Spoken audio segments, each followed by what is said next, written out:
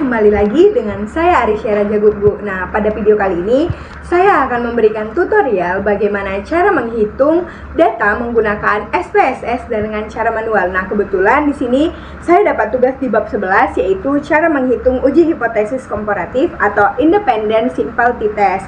Yang mana saya membuat video ini untuk memenuhi salah satu tugas dari Ibu Najwa SPD MPD untuk menghitung data statistik menggunakan SPSS dan cara manual. Nah, teman-teman, mari disimak videonya biar kita bisa sama-sama belajar bagaimana cara menghitung data menggunakan SPSS dan cara manual dengan menghitung data Independent Simple T-Test. Halo semua. Nah, di sini kembali lagi dengan saya Arisya. Nah, di sini pada video kali ini saya akan membuat tutorial bagaimana cara menghitung Independent Sample T-Test menggunakan SPSS dan dengan cara manual. Nah, yang pertama yang akan kita hitung yaitu dengan SPSS. Sebelum kita masuk ke akun atau aplikasi SPSS, terlebih dahulu kita input datanya ke dalam Excel. Nah, tentunya untuk menghitung Independent Simple T-Test kita harus memiliki data. Nah, sesuai dengan modul di bab 11 itu kita sudah memiliki data yaitu data kelas A dan data kelas B, di mana masing-masing dari data ini berjumlah 15. Nah, di sini saya sudah menginput data kelas A dan data kelas B. Setelah terinput, kita copy dan kita masuk langsung ke aplikasi SPSS. Nah, teman-teman bisa lihat di sini saya sudah menginput datanya, yaitu kita dapat melihatnya di data view, yang mana di sini kita disuruh untuk menghitung bagaimana potensi belajar dengan konvensional dan dengan multimasif. Nah, di sini data konvensionalnya sudah saya input dari 1 sampai 15 itu data prestasi belajar dengan metode pembelajaran konvensional. Nah, kemudian dari 16 sampai 31 itu menggunakan data multimasif. Nah, kemudian di sini saya memberi label yaitu kelompok 1, yang mana data dari kelas A itu saya beri label kelompok 1 hingga ke 16. Nah, kemudian kelompok 2 dari 17 sampai 31. Setelah itu, kita masuk ke variabel. Nah, di sini tadi teman-teman inilah data konvensionalnya itu. Nah, kita beri label yang karena kita disuruh untuk mencari berdistribusi normal atau tidak, jadi saya beri label berdistribusi normal atau tidak. Kemudian di sini kita bisa lihat di sini karena sudah saya beri label, jadi di sini di values-nya tidak perlu kita beri label lagi. Kemudian di sini teman-teman bisa lihat. Nah, di sini kita beri label yang mana value 1 untuk kelas A kita beri label kelas A dan value 2 kita beri untuk label kelas B. Nah, setelah ini kita klik OK. Setelah itu analyze. Kita pergi ke analyze. Nah, di sini kita pilih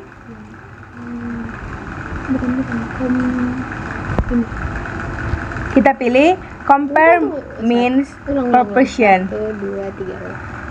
Nah, kita pergi ke analyze, kemudian dari sini lah ya. Nah, setelah datanya terinput tadi dengan namanya, kita pergi ke analyze, kita pilih compare mean proportion, kita pilih ini ya teman-teman, kita pilih independent sample T-test. Nah, kemudian di sini dia sudah terinput dengan sendirinya teman-teman, yang mana di sini berdistribusi normal atau konvensional. Nah, juga di grouping variable sudah ada kelompok 1 dan 2. Kita klik OK. Nah, inilah hasilnya teman-teman.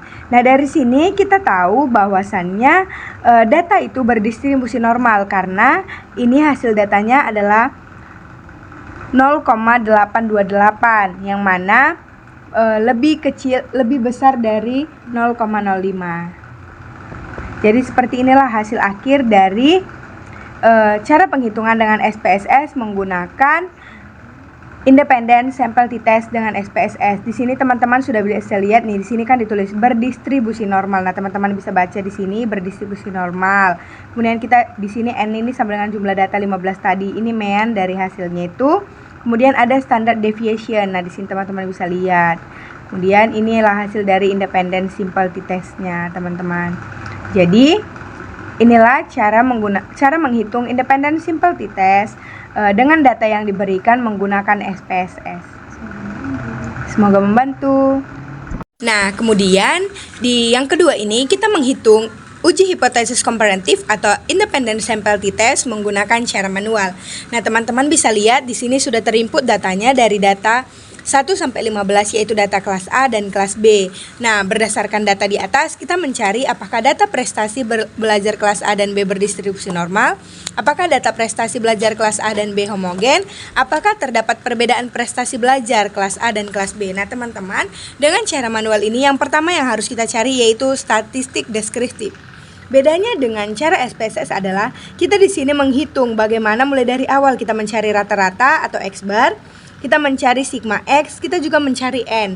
Nah, yaitu kita menghitungnya dengan menjumlahkan setiap dari data-data ini, teman-teman. Dari X bar dari kelas A itu yaitu ini. Jumlah data dari 1 sampai 15 dibagi 15 karena jumlah datanya adalah 15, hasilnya 68,4. Kemudian begitu juga dengan kelas B, kita jumlahkan rata-rata dari kelas B yaitu jumlah data dari data 1 sampai data ke-15 dibagi 15. Hasilnya 76,4. Bedanya dengan cara SPSS, kita dengan cara manual ini kita menjadi lebih rumit, teman-teman. Kita menghitungnya secara manual. Tadi di SPSS kan teman-teman bisa lihat bahwasannya rata-ratanya itu sudah terpenuhi. Nah, yang kedua itu kita mencari standar deviasinya. Seperti teman-teman tahu, tadi di SPSS standar deviasinya sudah langsung terinput, tetapi dengan cara manual ini kita harus menghitung standar deviasinya menggunakan X dikurang X bar kelas A dan dikuadratkan hasilnya. Nah, contohnya ini, teman-teman. Tadi kan data pertama itu 60. Nah, kemudian 60 dikurang rata-ratanya 68,4 dipangkatkan 2 atau dikuadratkan. Jadi hasilnya 70,56. Begitu dengan seterusnya, teman-teman, sesuai dengan jumlah data. Nah, kemudian kita jumlahkan semua hasilnya dari jumlah dari semua hasil atau sigma dari X dikurang X bar kelas A dipangkat 2 sama dengan 548. Nah, kemudian kita masukkan ke dalam rumus. Rumus standar deviasi kelas A itu akar dari 548 ini per 15 dikurang 1 karena jumlah datanya 15 dikurang 1 sama dengan akar dari 548 per 15 sama dengan 7,06. Begitu juga dengan kelas B, teman-teman. Nah, di sini sigma dari X dikurang X bar kelas B dikuadratkan sama dengan 1165. Standar deviasi kelas B akar dari 1165 per sama jumlah datanya 15 dikurang 1 sama dengan akar dari 1165 per 14 sama dengan 9,12. Nah, setelah itu kita mencari terlebih dahulu uji normalitas menggunakan Shapiro-Wilk test dengan rumus statistik yang kompleks. Nah, hasil pengujiannya memberikan nilai P. Ini, teman-teman, ini kuncinya sama dengan SPSS tadi. Jika nilai P lebih besar daripada 0,05, data berdistribusi normal. Jika nilai P lebih besar dari 0,05, data tidak berdistribusi normal. Nah, hasilnya tadi teman-teman bisa lihat kelas A P-nya itu 0,930 yang mana itu artinya data berdistribusi normal. Nah, kelas B P-nya itu 0,025 yang mana data tidak normal. Nah, kemudian kita mencari uji homogenitas variasi dengan menggunakan Leibniz t-test dengan output berupa nilai P. Nah, jika nilai P-nya lebih besar dari 0,05, variasinya homogen. Jika nilai P-nya lebih kecil dari 0,05, variasinya tidak homogen. Nah, di sini hasilnya bisa kita lihat, teman-teman. Nilai P-nya 0,874 sehingga variansi kedua kelompok itu homogen. Nah, kita mencari uji perbedaan rata-rata dengan menggunakan independent t-test untuk data dengan variansi homogen. Rumusnya secara manual yaitu T sama dengan X bar kelas A dikurang X bar kelas B per akar dari simpang P buka kurung 1 per NA ditambah 1 per NB. N-nya ini jumlah data ya, teman-teman. Nah, di sini keterangannya sudah saya buat. T itu statistik uji T, X bar kelas A atau rata-rata kelas A, X bar kelas B atau rata-rata kelas B. S kuadrat P sama dengan variansi gabungan dihitung dengan ini, teman-teman, ada rumusnya. Nah, ini langkah perhitungannya. Hasil dari variansi gabungan dihitung dengan S kuadrat P adalah 66,75. Kemudian kita hitung T-nya, teman-teman, atau statistik uji T sama dengan independent simple t-test. Nah, kemudian hasilnya itu adalah minus 2,68. Kemudian kita bandingkan dengan P-nya tadi 0,12. Karena P lebih kecil dari 0,05, terdapat perbedaan signifikan antara kedua kelas ini, teman-teman. Jadi, kesimpulan akhir dari cara manual dan cara SPSS adalah bahwasannya pertanyaan pertama, distribusinya normal atau tidak. Data kelas A normal, tetapi data kelas B tidak normal. Yang kedua, homogenitas variansinya, variansi kedua kelas homogen. Yang ketiga, perbedaan rata-ratanya, terdapat perbedaan signifikan dalam prestasi belajar kelas A dan B atau P sama dengan 0,12, di mana kelas B memiliki rata-rata yang lebih tinggi. Nah, mungkin segitu yang bisa saya sampaikan. Semoga membantu cara menghitung independent simple t-test menggunakan cara manual dan cara SPSS. Sampai ketemu di video yang lainnya.